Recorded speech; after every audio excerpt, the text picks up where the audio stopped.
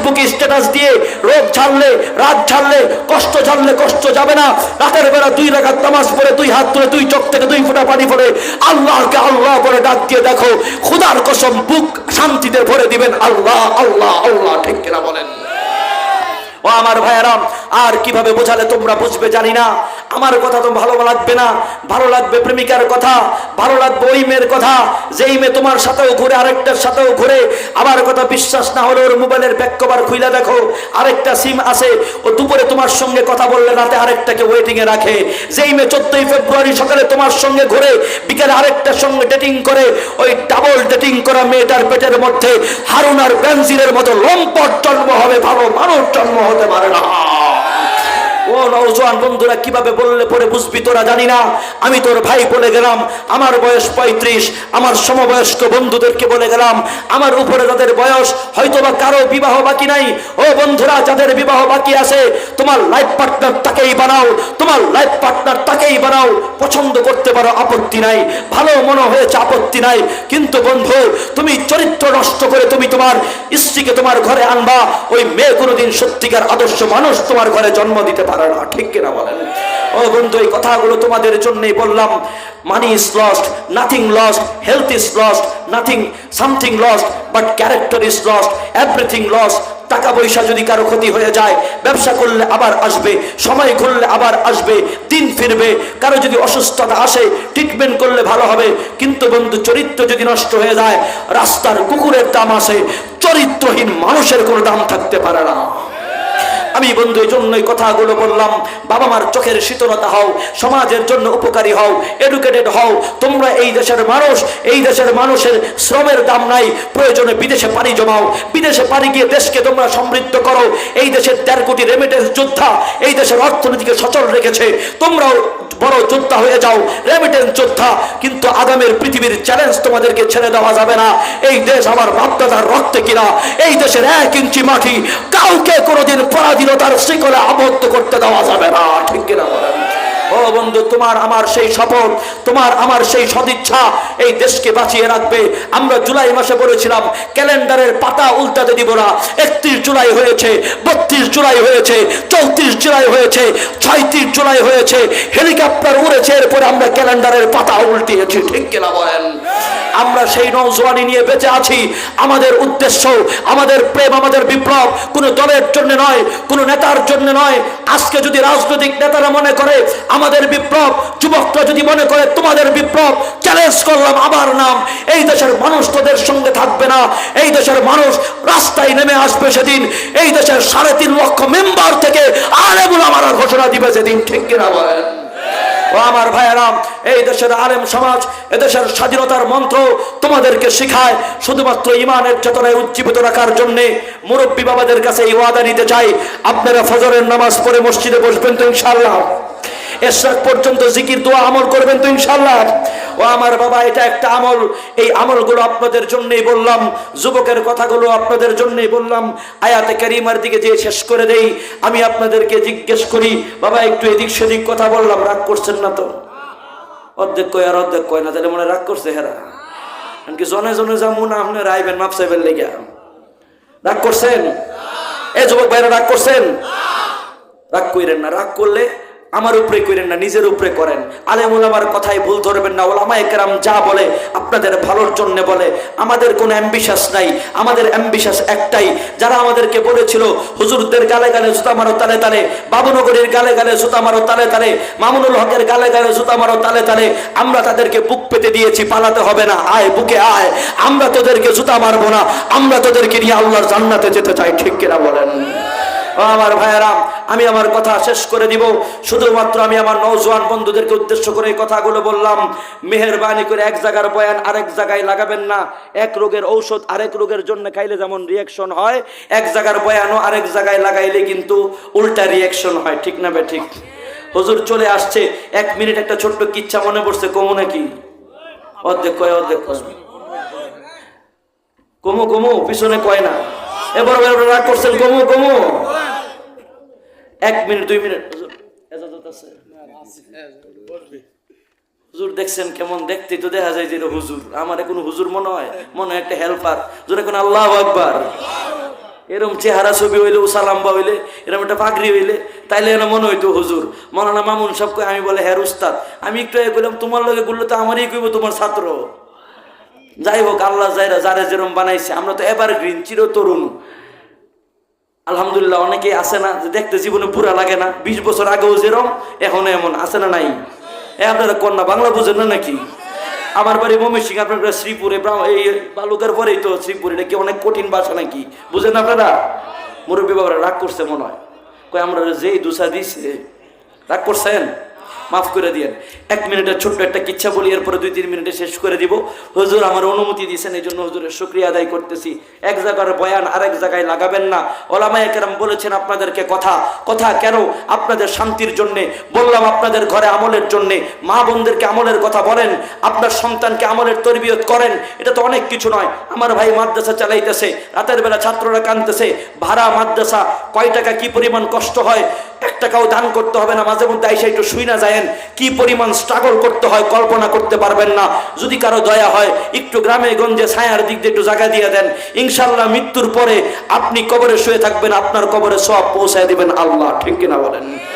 আমি কোনো কালেকশন করতেছি না, আমার ভাই বলেও নাই, কালেকশনের সিস্টেমও নাই। বললাম যেখানে ভালো লাগে সদকা জারিয়ার ব্যবস্থা করেন। আপনার জন্য বললাম, আমার জন্য নয়। এক জায়গার বয়ান আরেক জায়গায় লাগাবেন না, লাগালে কি হবে এটা বোঝার জন্যই কিচ্ছা। এক চোর চুরি করে, চুরিও করে বেচারা গরু চুর। কি চোর? জোরে বলেন কি চোর? সবাই কই দেবো কি চোর? অনেক নামি দামি চোর, অন্তত পক্ষে সালমান এফ রহমানের চাইতে মর্যাদাপূর্ণ চোর। ঠিক কিনা বলেন? সালমান এফ রহমান আমার দেশের টাকা চুরি করে, ও টাকা চুরি করে না, গরু চুরি করে। ঠিক কিনা বলেন? ও আমার ভাইয়েরা, গরু চোর বয়ান শুনতে গেছে কোরবানি ঈদের আগে বয়ান শুনতেছে। ইমাম সাহেব হুজুর বয়ান করতেছে। কি বয়ান? ইমাম সাহেব হুজুর বয়ানে বলতেছে, কারো যদি কোরবানি ওয়াজিব নাও হয়, এরপরে সে কোরবানি করে, এটা তার জন্য বিরাট সওয়াবের ব্যাপার। এই কোরবানিতে যদি কেউ, কোরবানিতে তার অ্যাবিলিটি নাই, তার সামর্থ্য নাই, না করলে তো না করলো, কিন্তু কোরবানি ওয়াজিব হয় না, এই পরিমাণ সম্পদ তার নাই, এরপরও সে করলো কোনো না কোনো ভাবে, এই জন্যেও তার জন্য বিরাট সওয়াব রয়েছে। ও জায়গায় সবাই বসে বয়ান শুনতেছিল, চোরও বেচারা বয়ান শুনতেছিল। ইমাম সাহেব হুজুর বয়ান করলো, কোরবানি ওয়াজিব হয় নাই, কিন্তু কোরবানি দিলে পরে বিরাট সওয়াবের ব্যাপার। চোর মনে মনে ভাবলো, সারা জীবন তো চুরি করলাম টাকা কামানোর জন্য, এখন একটা চুরি করা দরকার সওয়াব কামানোর জন্য। ইমাম সাহেব হুজুর বলছে কোরবানি ওয়াজিব হয় নাই, কিন্তু এরপরেও কোরবানি দিতে পারলে, ক্যাপাসিটি থাকলে দিলে সওয়াবের ব্যাপার। আমার তো ক্যাপাসিটি আছে, আমার কামড়াই তো গরু চুরি। হুজুর কি চুরি করে দিতে কইছে? কন্যাকে তাড়াতাড়ি কন, চুরি করে কইছে? হুজুর তো চুরি করে কয় নাই, চোরে বুঝছে বয়ান উল্টা। যেই কথা সেই কাজ। সংক্ষেপে বলি, সেই ঈদের মাত্র বাকি একদিন গরু চুরি করছে, গৃহস্থের গরু। রাতের বেলা গভীর রাত, ফজরের আগে চুরি কইরা সেই গরু টাইনা নিয়ে যেতেছে, গৃহস্থের গরু, হৃষ্টপুষ্ট গরু। ইমাম সাহেব হুজুর উঠছেন ফজরের নামাজ পড়ার জন্য, তাহাজ্জুদ পড়ার জন্য, মসজিদের পুকুর ঘাটে ওযু করতেছেন। দেখে এলাকার নাম করা চোর গরু টাইনা নিয়ে যাইতেছে। মুরব্বীরা সাক্ষী দিবেন, আগে যখন এই মাওনায় এত শিল্প কলকারখানা ছিল না, আপনাদের এলাকাতেও কিন্তু কিছু নাম করা চোরা ছিল, ডাকাইতা ছিল। ঠিক না? ঠিক। এখন আর নাই, এখন সবাই শুটকুট পরা। এখন এলাকায় আসে হাইব্রিড ধ্বনি, এখন আছে চান্দাবাজ, ধান্দাবাজ, এখন আর চোর নাই, ডাকাত নাই। ঠিক নেই বলেন? ও আমার বাবা, সেই নাম করা চোর ইমাম সাহেব হুজুর দেখছেন, দূর থেকে জোরে ডাক দিছেন। ডাক দিয়ে বলতেছে, এই বেটা, তোর তো দেখা মনে হইতেছে না এই গরু তুই কিনা আনছস, নির্ঘাত চুরি করে আনছস। এই গরু কার গরু চুরি করলি? ঈদের মাত্র একদিন বাকি, কোন গৃহস্থের কপাল পড়লো? হুজুরেও জোরে জোরে ডাক দিয়ে, হুজুর এইবারের চুরিটা কিন্তু আপনার বয়ানটা শুনেই করছি। ইমাম সাহেব হুজুর কই, সর্বনাশ, তোদের এলাকায় 30 বছর চুলদারি পাকাইছি, আমি তোর বাপ মার বিয়ে খাইছি, আর তুই কস যে আমি আমার কথাই তুই গরু চুরি করছস, তুই তো আমার সর্বনাশ ঠেকাইয়া দিছস। চোর দৌড় বাইরে আইসে হুজুরের কাছে, আইসা বলতেছে, হুজুর এই শুক্রবারই তো আপনি বয়ান করলেন। কি বয়ান? আপনি বয়ান করলেন কারো উপরে যদি কোরবানি ওয়াজিব নাও হয়, তার ক্যাপাসিটি থাকে, তার সামর্থ্য থাকে, কোরবানি দিলে তার জন্য বিরাট সওয়াবের ব্যাপার। হুজুর আমার তো ক্যাপাসিটি আছেই, আমি তো কামাই, আমার গরু চুরি করা, আমি গরু চুরি করছি, কোরবানি দিব সওয়াবের নিয়তে, আপনার সমস্যা কিনা? এমনি যদি তুই বয়ান বুঝস, তাহলে আমি আল্লাহর কাছেও ধরা, কমিটিও আমার দিব বিদায়। হুজুর কোনো সমস্যা নাই, হিসাব আমি মিলে গেছি, আল্লাহও ধরতো না, কমিটিও কিছু কইতো না। কই এটা আবার কিনা? চুরি করছস কাম সারা, এনে আবার হিসাবটা কিনা? কই হিসাব আছে হুজুর। কই তাড়াতাড়ি কয় হিসাব। এই রাত্রেবেলা কেউ যদি দেখে আমি তুই আর গরু মিল্লা গপ্প করতেছি, ভাববো গরুর মধ্যে আমারও বাঘ আছে। তাড়াতাড়ি কত হিসাবটা কিনা? হুজুরের চোরে কয় হিসাব হইলো, হুজুর চুরি করছি, গুনাহ হইছে, কোরবানি দিব, সওয়াব হইব। সওয়াবে গুনাই সমান সমান, গুস্ত খাইলাম পাও। চোরের হিসাব মিলছে? কন্যাকে চোরের হিসাব মিলছে? চোরের হিসাব মিলছে, কিন্তু এতে চোরের কোনো সওয়াব হবে না। বয়ান উল্টা বুঝবেন না। আপনাদেরকে বোঝানোর উদ্দেশ্য একটাই, তন্ত্র মন্ত্র দিয়ে জাতির মুক্তি হবে না। ও যুবক, তোমাদেরকে বোঝানোর উদ্দেশ্য একটাই, তোমার বয়ফ্রেন্ড, গার্লফ্রেন্ড, বেস্ট ফ্রেন্ড দিয়ে তোমার ক্যারিয়ার হবে না। তোমার ক্যারিয়ার তোমাকে সেলফ অ্যানালাইসিস করে করতে হবে। তোমার এইম অফ লাইফ তোমাকেই বুঝতে হবে। জাতির জন্য তোমাকেই প্রস্তুত করতে হবে। এই শুভঙ্করের ফাঁকি আমরা দেখতে চাই না। আমরা একটা সত্যিকার ইনসাফের বাংলাদেশ দেখতে চাই, ঠিক কিনা বলেন? ও যুবক বন্ধুরা, এই কথাগুলো বোঝানোর জন্যই বললাম। শেষ 1 মিনিটের এই কথাটা বলি, মুরব্বীদেরকে আমলটা দিয়ে বিদায় হব। ও যুবক, মনে রাখো, ওই আসমান, ওই প্রক্সিমা সেন্টাই, ওই আলফা সেন্টাই, ওই ব্যাটেল জুইস নামে এক তারকা আছে। মহাকাশ বিজ্ঞানীরা বলে, যেখানে পৃথিবীর চাইতে লক্ষ লক্ষ গুণ বড় সূর্যকে, সেই ব্যাটেল জুইসের মধ্যে শত শত হাজার হাজার সূর্য ঢুকিয়ে দিলেও সেই তারকার আয়তন শেষ হবে না। ওই ব্যাটেল জুইস আল্লাহ বানিয়েছে, ওই প্রক্সিমা সেন্টাই আল্লাহ বানিয়েছে, ওই আলফা সেন্টার আল্লাহ বানিয়েছে, ওই মহাকাশ, ওই মিল্কওয়ে, ওই গ্যালাক্সি, ওই ল গ্র্যাভিটেশন, মহাকাশ শক্তি, মধ্যাকর্ষণ শক্তি আল্লাহ বানিয়েছে। আল্লাহ তাদের জন্য বানায় নাই, আসমানের ডেকোরেশনের জন্য বানায় নাই, তোমার আর আমার জন্য বানিয়েছে। পৃথিবীর হাজার হাজার মাখলুকাত, পানির নিচে কোটি কোটি মাছের প্রকার আছে। সেই মাছের মধ্যে সবচাইতে বড় মাছ, জীববিজ্ঞান যারা গবেষণা করে, জিওলজি স্পেশালিস্ট, তারা বলে এই কথা, নীলতিমি 50,000 টন পর্যন্ত হয়। সেই নীলতিমি যখন হাঁ করে, এক হাতে 200 থেকে 250 কেজি খাবার খেয়ে ফেলে। জমিনের বুকে সবচাইতে বড় প্রাণী হাতি। সেই হাতি কি খায়? দৈনিক 200 কেজি খাবার খায়, 100 লিটার পানি খায়। কয়বারে খায়? আমরা তো 4 বার খাই, সকাল দুপুর রাত বিকেলে নাস্তা করি। হাতি প্রতিদিন 4 বার খায় না, 19 বার খায়। 19 বারে 200 কেজি খাবার, 100 লিটার পানি খায়। হাতিকে কে খাওয়ায়? আল্লাহ খাওয়ায়। কোনো বেকারি করতে হয় না, চাকরি নকরি করতে হয় না, ব্যবসা বাণিজ্য করতে হয় না, খেত খামার করতে হয় না, আল্লাহ খাওয়ায়। কেন খাওয়ায়? শুধুমাত্র মানুষের খেদমত করার জন্য খাওয়ায়। শুনে রাখো, পৃথিবীর কোনো জীব, পৃথিবীর কোনো প্রাণী তারা ফুড প্রডিউসার না, তারা খাদ্য উৎপন্ন করতে পারে না।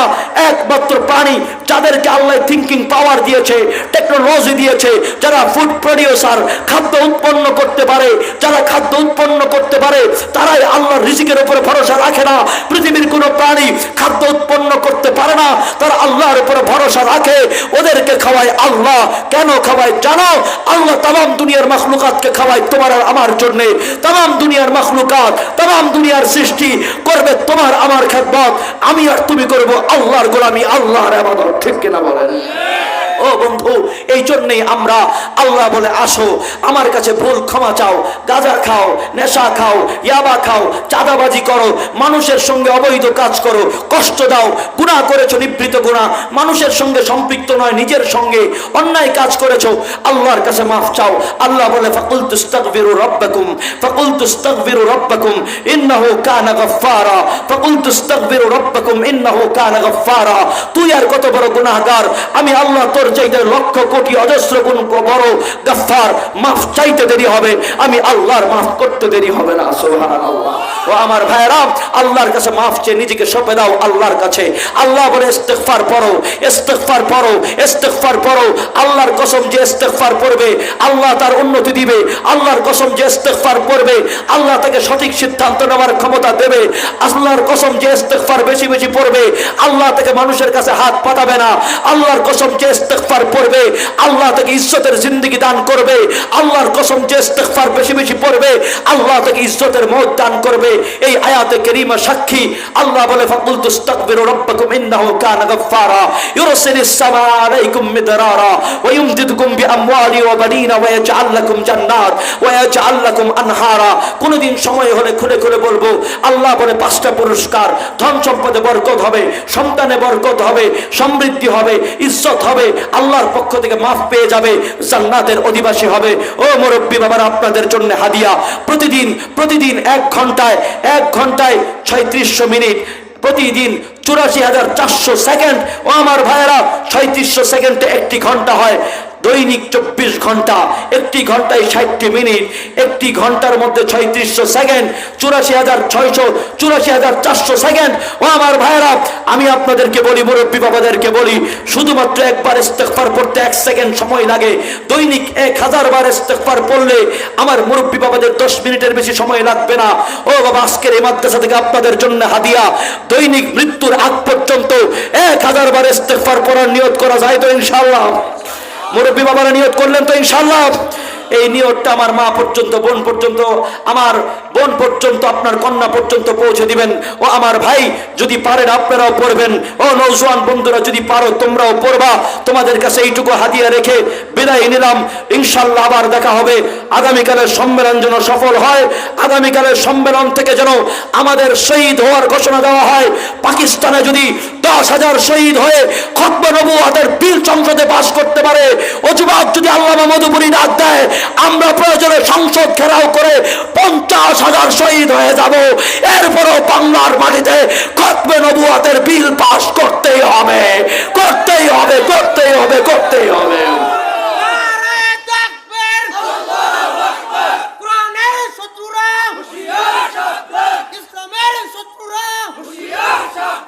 আমি আপনাদের কাছে কালকে মহাসমাবেশের দাওয়াত দিয়ে গেলাম। আমরা যারা পারি ইনশাআল্লাহ যাব, না গেলে কামিয়াবির জন্য দোয়া করব। আগামী দিনে কাদিয়ানীদের জন্য যদি কোনো কর্মসূচি দেওয়া হয়, তৈরি যুবক থাকবেন তো ইনশাআল্লাহ? মুরব্বীরা তৈরি আছেন তো ইনশাআল্লাহ? আমরা শাহাদাতের মৃত্যু চাই, আমরা মৃত্যুকে ভয় করি না, ঠিক কিনা বলেন? আমরা যদি নেতার জন্য, মার্কার জন্য জীবন দিতে পারি, তবে ডক্টর ইউনূস সাহেব শুনে রাখেন, নবীর জন্য আমরা জীবন নয়, পরিবার, ধন সম্পদ সব কিছু দিতে পারি, ঠিক কিনা বলেন? পরিষ্কার বলতে চাই, আপনি আহমদিয়া জামাতের কোনো দালালি করবেন না। এই দেশে 17 বছর দালালি করে দিল্লির মোদির মুখ্যমন্ত্রী টিকতে পারে নাই। আপনার মতো ইউনূসকে পরোয়া করার সময় আমাদের নয়। ও নওজোয়ান বন্ধুরা, আগামী দিনের বাংলাদেশ যেন কোরআনের বাংলাদেশ হয়, ইসলামের বাংলাদেশ হয়।